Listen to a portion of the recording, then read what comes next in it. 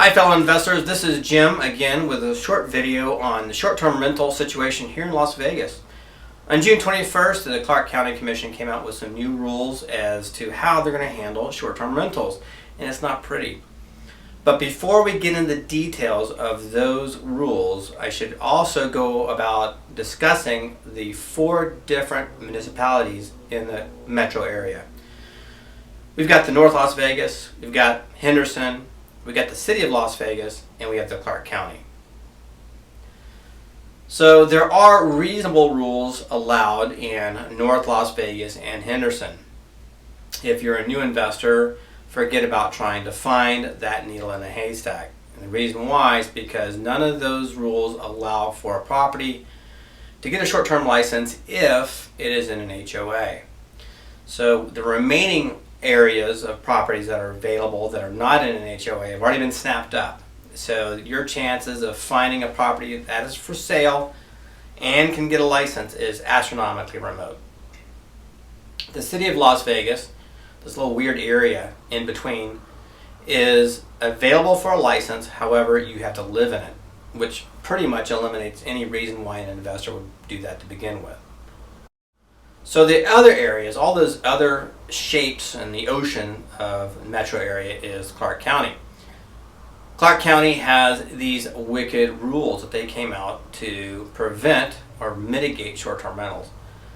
Of the 12,000 short-term rentals that are operating right now illegally, we predict that the number of licenses that will be distributed after their whole 6-month of licensing period, only about 2,000 are going to actually make it. And so I'm going to briefly describe what those rules are and why most people can't get a license.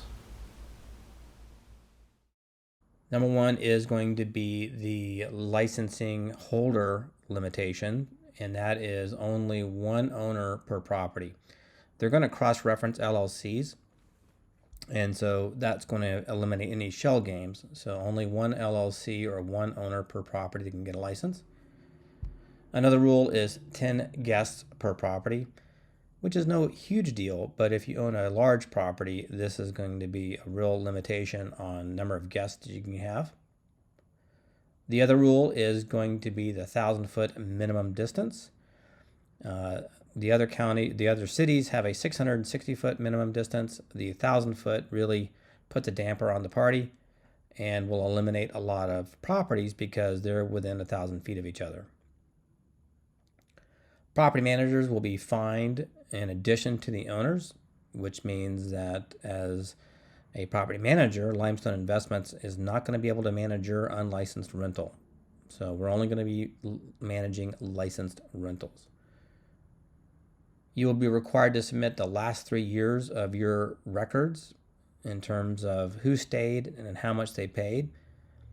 This is really ridiculous, and a lot of short-term rental operators believe that their real intent here is to capture data to find potential violations in the future.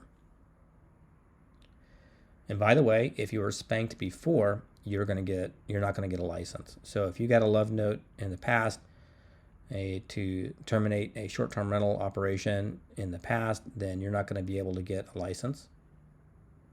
My favorite, and one of the things that drives me out of my mind, is if your property is on a septic, and in other words, your property is not connected to municipal sewer, you're not going to get a license.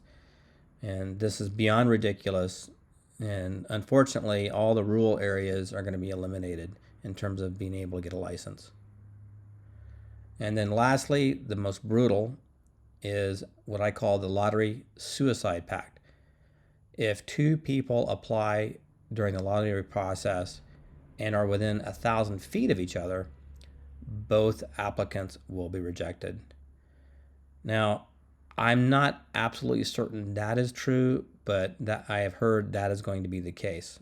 And if it is the case, there's going to be a whole lot of suicidal applications. So now I want to go over the top frequently asked questions I get nearly every day on short-term rentals. So frequently asked question number one is, what happens if I have an unlicensed short-term rental and I get caught? The answer is you'll get 30 days notice to shut it down.